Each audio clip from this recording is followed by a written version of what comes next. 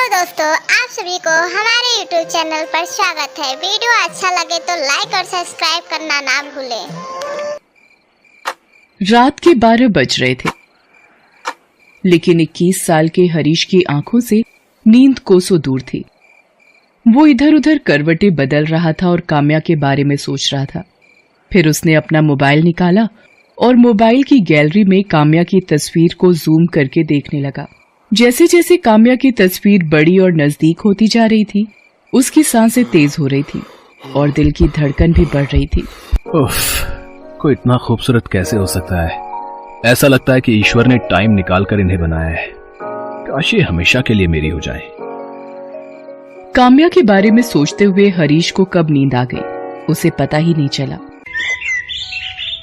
35 साल की काम्या बहुत ही खूबसूरत थी। उसका गोरा रंग, घुंघराले काले बाल और बड़ी बड़ी आंखें, जो भी उसे देखता देखता ही रह जाता। माँ, मैं कॉलेज जा रही हूँ। आज कॉलेज में कुछ जरूरी मीटिंग है, इसलिए जल्दी पहुंचना होगा। अरे नाश्ता तो कर ले। माँ, मैंने चाय पी ली है, कैंटीन में कुछ खा लूंगी।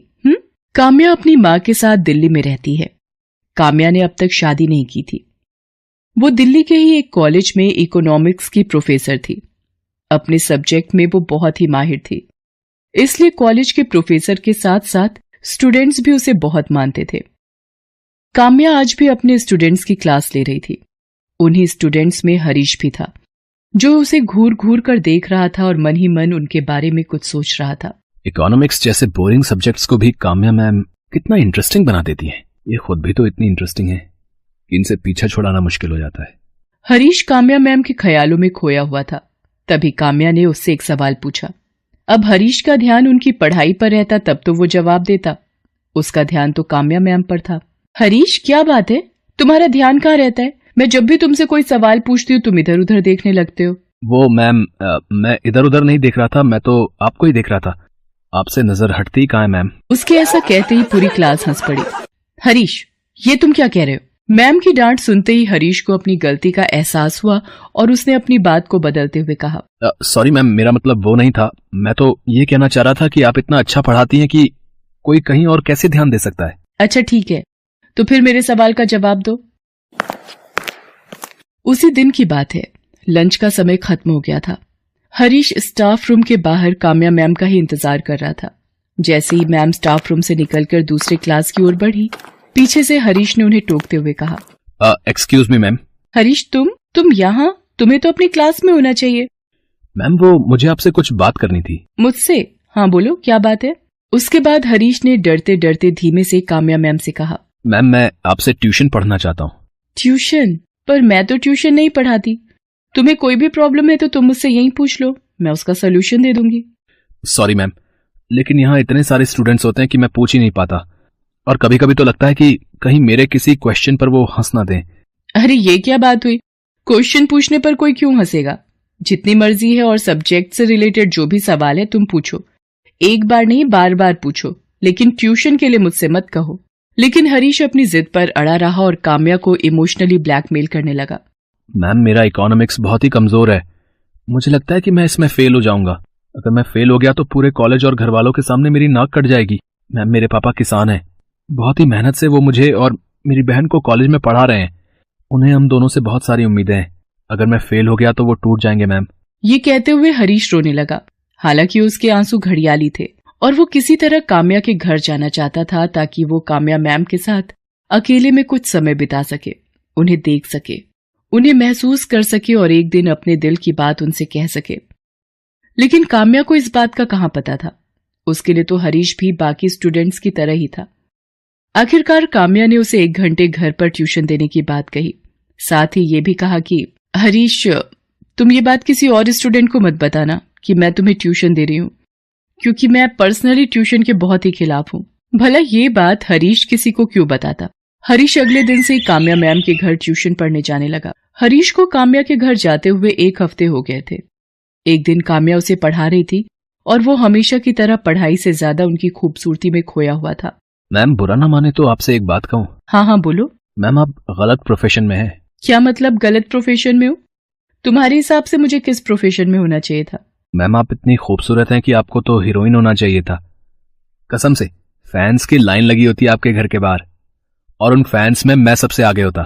उसकी बातों को सुनकर काम्या ने मुस्कुराते हुए उससे कहा, मेरी तारीफ करने के लिए शुक्रिया, लेकिन I am very happy with my profession. मैं बहुत खुश हूं। इनफैक्ट मैं बचपन से ही टीचर बनना चाहती थी ताकि समाज में वो बदलाव ला सकूं जिससे समाज ग्रो करे, वो नए सपने देखे और इस दुनिया को खूबसूरत। हरीश काम्या के यहाँ ट्यूशन पढ़ने आता रहा, लेकिन काम्या को अब ये एहसास होने लगा था कि वो पढ़ाई से ज्यादा उसमें दिलचस्पी ले रहा है। एक दिन तो उसने बहुत ही पर्सनल सा सवाल काम्या से किया।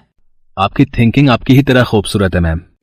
मैम आप इतनी खूबसूरत हैं तो फिर आपने अब तक शादी क्यों नहीं की? क्या आप किसी से लव करती हैं? उस दिन काम्या ने हरीश को टोक दिया और कहा, देखो हरीश, तुम यहाँ जिस काम के लिए आते हो वही करो। मेरी पर्सनल लाइफ में इंटरफेयर मत करो और ना ही पर्सनल बातें करो। मैं देख रही हूँ कि तुम पढ़ाई से ज्यादा मेरी निजी जिंदगी में इंटरेस्ट लेते हो। मेरा फेवरेट कलर क्या है, मेरा फेवरेट खाना क्या है, मैं शादी कब करूंगी नहीं करूंगी, इन सब बातों में मत उलझो। और अगर आइंदा तुमने इस तरह की बातें की तो तुम्हें यहाँ आने की कोई जरूरत नहीं है। आई एम सॉरी मैम, मैंने आपको हर्ट किया। मेरा ऐसा कोई मतलब नहीं था। उस दिन हरीश घर जाकर काम्या के बारे में ही सोचता रहा। आज मैंने काम्या मैम का दिल दुखा दिया। मुझे ऐसा नहीं करना चाहिए था। आखिर मैं प्यार करता हूं उनसे, और कोई भी प्यार करने वाला अपनी प्रेमिका को हर्ट तो नहीं करता। हरीश को यह सब सोचकर नींद नहीं आ रही थी। उसने उसी समय काम्या से माफी मांगने का सोचा। उसने अपने घर के गमले से एक गुलाब का फूल तोड़ा और रात के 10:30 बजे काम्या के घर की ओर चल पड़ा। आज मैं काम्या मैम से माफी तो मांगूंगा ही, साथ ही उनसे अपने दिल की बात भी कह दूंगा। आखिर एक ना एक दिन तो उनको बोलना ही पड़ेगा ना। बिना बोले तो उन्हें मेरे दिल की फीलिंग्स कैसे पता लगेंगी। काम्या के घर पहुंचते पहुंचते रात के 11:30 बज गए थे। हर ओर सन्नाटा छा गया था। काम्या के घर का दरवाजा भी बंद था। मैम के घर का दरवाजा तो बंद है, लेकिन मैं उनसे माफी मांगे बिना और दिल की बातें कहे बिना नहीं जाऊंगा। उसके बाद हरीश पाइप के सहारे काम्या मैम की बालकनी में पहुंचा, फिर घर के अंदर चला गया। काम्या उस समय सो रही थी। हरीश मैम को देखने लगा। मैम सोए हुए में भी कितनी खूबसूरत लग रही हैं। ऐसा लग रहा है कि मैं इन्हें गले लगा लूं। हरीश मैम की तरफ बढ़ने लगा। तभी हरीश के मोबाइल की रिंग बजी। जब तक वो अपने फोन को साइलेंट मोड में करता, रिंग की आवाज से काम्या की नींद खुल गई। उसने अपने सामने हरीश को देखा तो वो बहुत डर गई। हरीश, तुम यहाँ और इस वक्त?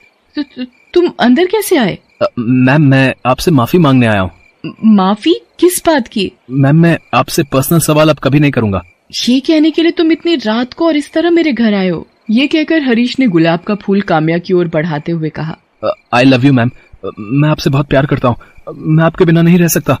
मुझे हर पल, हर सेकंड, हर जगह आप दिखाई देती है ma'am. I really love you ma'am. ये सब क्या बकवास है हरीश? तुम होश में तो हो? तुम्हें पता है तुम क्या कह रहे हो? ये कहकर हरीश काम्या की ओर एक बार फिर से बढ़ा। Stop, I said stop. जहां खड़े हो वहीं खड़े रहो, नहीं तो अभी मैं पुलिस को बुलाऊंगी और तुम्हें जेल भिजवा दूंगी। एक ही सेकंड में सारी आशिकी बाहर आ जाएगी। ये आप क्या कह रही हैं मैम? किसी को प्यार करना कोई गुनाह तो नहीं है। देखिए, पुलिस को मत बुलाइए। मेरे प्रेम प्रस्ताव को स्वीकार कर लीजिए। वैसे मैं जानता हूँ कि आप भी मुझे चाहती हैं, बस कहने से डरती हैं। अगर मुझे नहीं चाहती तो फिर ट्यूशन के लिए क्यों अलाउ किया मुझे? हरीश, तुम्हें अच्छे से पता है कि ट्यूशन के लिए मैंने क्यों अलाउ किया, लेकिन लगता है मैंने सच में बहुत बड़ी गलती कर दी है। नहीं मैम, आपने कोई गलती नहीं की है। गलती तो मैंने की आपसे प्यार करके। पता नहीं इस दुनिया में प्यार को इस नजर से क्यों देखा जाता है। सभी कहते हैं कि एक दूसरे से प्यार करो, फिर कंडीशन लगाने लगते हैं। प्यार कंडीशन से नहीं होता है, लेकिन उसकी सीमाएं तय हैं हरीश। मान लो कल को कोई इस तरह तुम्हारी बहन के कमरे में घुस जाए और उससे बदतमीजी करे, उसे जबरदस्ती प्रेम प्रस्ताव दे दो, तुम क्या करोगे? कोई मेरी बहन के कमरे में घुसेगा तो मैं उसे जान से मार दूंगा। अपनी बहन पर बात आई तो उसे जान से मारने लगे। मैं भी तो किसी की बहन हूँ, बेटी हूँ। बोलो मैं क्या करूँ? मैं भी मार दूं तुम्हें जान से, या तुम पर केस करके तुम्हें जेल भिजवा दूं? क्यों अपने परिवार की इज्जत मिट्टी में मिलाने पर तुले हो? हरीश, ये पढ़ने का समय है, करियर बनाने का समय है। उस पर ध्यान दो और कभी भी सीमाओं को मत लांघो। काम्या की बात धीरे धीरे हरीश को समझ में आने लगी। उसे अपनी गलती का एहसास हो गया। उसने काम्या से माफी मांग ली और वापस लौट गया। उस दिन के बाद उसने अपनी पढ़ाई पर फोकस करना शुरू किया और जल्द ही उसकी गिनती अच्छे और इंटेलिजेंट स्टूडेंट के रूप में होने